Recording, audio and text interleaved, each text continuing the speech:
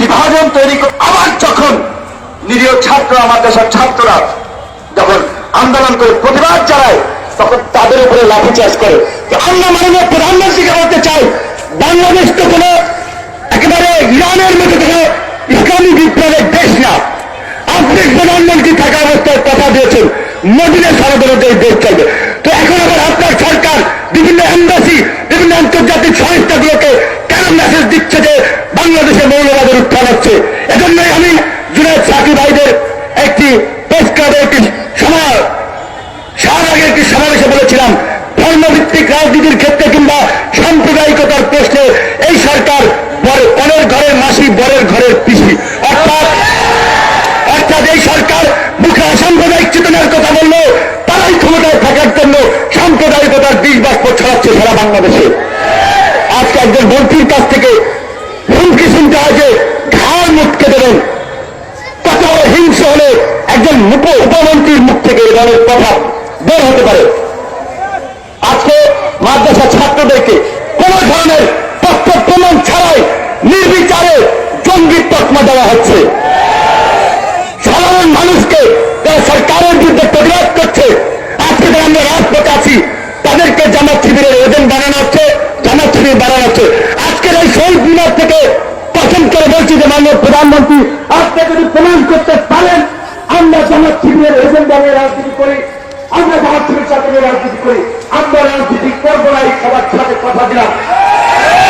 আপনারা দীর্ঘদিন ক্ষমতায় থাকার জন্য বাংলাদেশকে বিভাজিত সমাজে রূপান্তর করেছেন, বাংলাদেশকে একটি সাম্প্রদায়িকতার সংঘাতের দিকে ঠেলে দিচ্ছেন।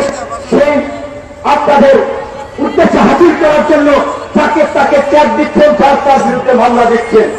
এই পথ থেকে যদি আপনারা সরে না আসেন আপনাদের পরিণতি ভয়াবহ হবে, কথা দিলাম। আপনারা জনগণের রাস্তা নাই, প্রশাসনের রাস্তা নাই।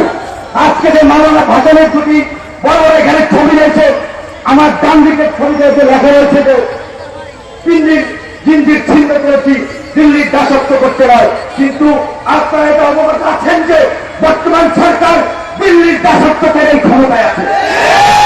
2014 সালের নির্বাচন যখন পৃথিবীর কোন দেশ যখন গ্রহণ করেনি, অভিনন্দন জানায়নি, তখন ওই দিল্লির আরেক উগ্র সাম্প্রদায়িকতার গোচর সেই দিল্লির আপনার ভারতের প্রধানমন্ত্রী নরেন্দ্র মোদী বাংলাদেশে এসে শেখ হাসিনা সরকারকে সমর্থন দিয়ে গেছিল এবং বিশ্ব দরবারে রোমিংটা ভিড় করেছে। অথচ এই সরকার প্রতি মুহূর্তে মুক্তিযুদ্ধের চেতনার দোহাই দিয়ে তারা নানা ধরনের অপশক্তির সাথে আঘাত করে ক্ষমতাকে দীর্ঘায়িত করার পথযাত্রা করে যাচ্ছে। তারা আপনারা নিশ্চয়ই এই কথাগুলো অবগত আছেন। আজকে ছাত্রলীগ, যুবলীগ, স্বেচ্ছাসেবক লীগের নেতা কর্মীরা কি পরিমাণ বিপন্ন হয়েছে আপনারা দেখেছেন। যার তার বিরুদ্ধে যখন তখন সেখানে সেখানে হামলা করছে। মানুষ চা খেতে যাচ্ছে, সেখানে বলছে তারা নাকি নাশকতার প্ল্যান করছে। আজকে বিএনপি বড় রাজনৈতিক দল বিরোধী দলের নেতা কর্মীদের বিরুদ্ধে বেধারকে মামলা দিচ্ছে অন্যায়ভাবে, কোন এভিডেন্স নেই। এইভাবে তারা একটা ক্ষমতায় থাকার ভঙ্গি ফিকির করছে এবং আমাদেরকে রাজনৈতিক ভাবে বিভাজিত তারা করে রেখেছে। আজকে স্বাধীনতার 49 বছরেও শুনতে হয় যে দেশে স্বাধীনতার সপক্ষের শক্তি এবং বিপক্ষের শক্তি। আপনারা এখানে যারা আছেন আপনারা বলেন যে এই 49 যার 71 জন্ম হয়েছে, এই 49 বছরে যে প্রজন্মরা বেড়ে উঠেছে তাদের মধ্যে স্বাধীনতা বিরোধী চিন্তা ভাবনা কিভাবে বেড়ে ওঠে? শুধুমাত্র খুলে দেওয়া ইস্যুতেই তারা আজকে বাংলাদেশকে বিভাজিত করার জন্যই সাম্প্রদায়িকতা নানা ধরনের অপশক্তিকে প্রমোট করছে, নানা ধরনের অপসংস্কৃতির সাথে আঘাত করছে এবং এই দিল্লির গোলামি করার জন্য দিল্লির বিরুদ্ধে কোনো কথা বলছে না। আজকে আমাদের সীমান্তে পাখির মতো রাজ করছে। আবার আমরা অত্যন্ত উদ্বেগের সঙ্গে লক্ষ্য করেছি বিএনপির জন্য কিছুদিন আগে বলেছেন যে বিএনপি নাকি ভারতের উপরে ডিপেন্ড করছে ক্ষমতায় থাকার জন্য, তারা ভারতের বিরুদ্ধে কথা বলছে না।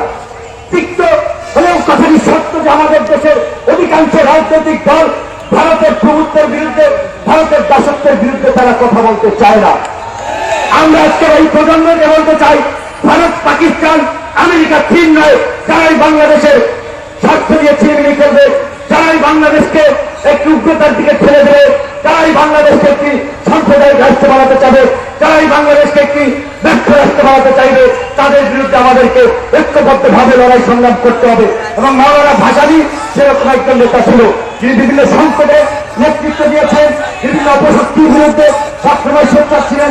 আমরা আজকে এই গণতন্ত্রহীন বাংলাদেশে যখন সমগ্র জাতি একটি দুর্বিষহ সময় পার করছে, সেই সময় আমরা খুঁজে পেয়েছি আমাদের জীবন্ত ভাষায় আমাদের ডক্টর জাফরুল্লাহ চৌধুরীকে। আমরা যাই আজকে প্রজন্মকে বলতে চাই, হামলা মামলা যতই হোক আপনারা বিদ্যুৎ সন্তুষ্ট হবেন না।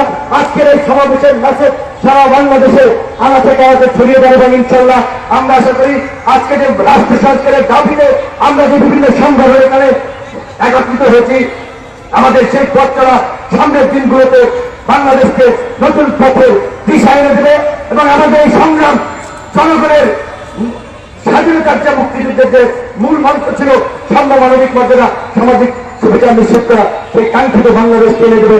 এবং সরকারের প্রতি একটা কথাই বলতে চাই, আপনাদের চতুর্দিকে পালাবার পথ বন্ধ হয়ে যাচ্ছে। টাকা পয়সা আমেরিকাতে